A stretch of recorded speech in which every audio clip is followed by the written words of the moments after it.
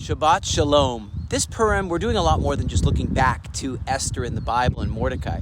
We're living Purim right now. And I look back to 1945, Nazi Germany. Jewish soldiers celebrated Purim in the house of Joseph Goebbels, the Nazi propaganda minister, wrapped in a prayer shawl, a talit, holding a Torah, reading the scroll of Esther, defiant against the Nazis. It's like 80 years later almost, and right now we're reading the Megillah, the scroll of Esther in Gaza, confronting yet another hell-bent on destroying Israel group. Over 3,500 years, empire after empire has risen to the same goal, to obliterate, annihilate, destroy Israel, whether it's Pharaoh in Egypt, whether it's Haman in Persia, the Romans, the Nazis, etc., and so on, right? History shows don't mess with the chosen people because we're an eternal people. We'll endure, we'll rebuild, we will still celebrate the victory.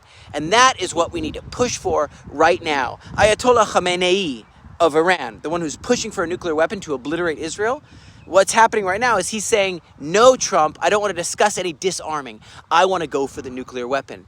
And he says that Israel's the bad one. Israel's the one who, as we defend ourselves, people like me defending this land are the bad ones. And when we strike in Syria to push back the al-Shara, Julani, murderous ISIS massacring regime, we're the bad ones somehow.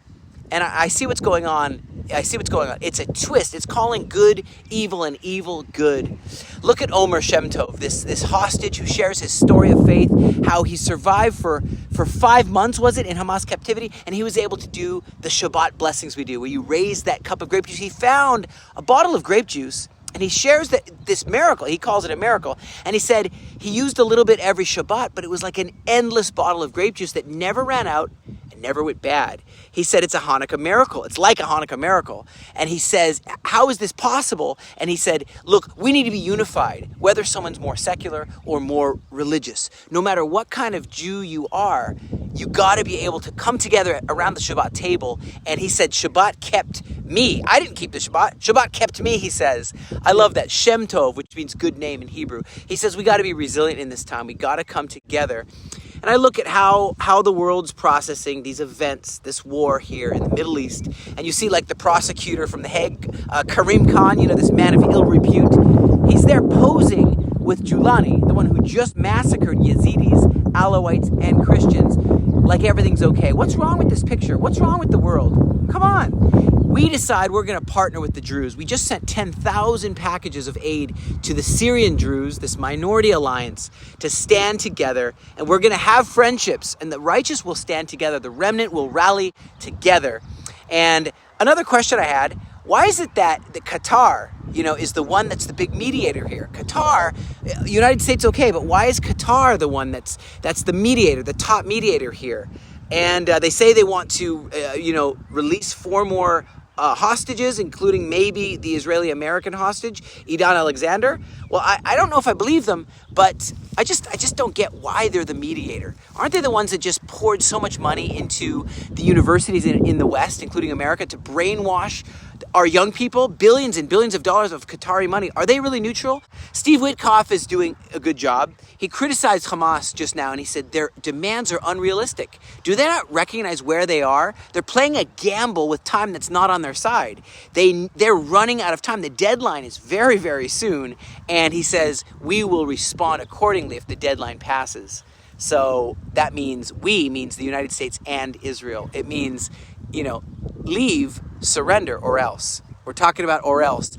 And so Hamas official Hussam Badran said that the group insists on implementing all the ceasefire second stage agreement without any withdrawal, without disarming, without anything. And U.S. envoy Steve Witkoff says, this is ridiculous. You have to release the hostages, all of them, now. And so, meanwhile, Israel and the U.S., we're looking at East African countries where we can remove these Gazans to. Somalia, Somaliland, and Sudan. 3 S's. That is where we're looking. And, of course, Somaliland and Somalia denied involvement. And Somalia rejected any proposal so far. But these are places that we're looking at. What if that could be a place, for example, to do this massive move? And we have ships, planes ready, boats ready, and we intend to do it. And here's what it is, my friends. We are going to have full victory. I know it's not going to be easy. 98 protesters show up at the Trump Tower and just try to trash the place because they want one this upstart, this fire starter, Mahmoud Khalil, who rallied a bunch of students to go and challenge what their own government of America is doing. No, he should be deported or arrested. Zephaniah 2 verse 7 gives us a picture of the future. The coast talks about Gaza. The coast will be for the remnant of the house of Judah. They will feed thereupon. It means agriculture. In the houses of Ashkelon, they will lie down in the evening, for the Lord their God will visit them and turn away their captivity. So our people are coming back home, my friends. We're excited to be alive for this time. Thank you for keeping all of our guys in prayer.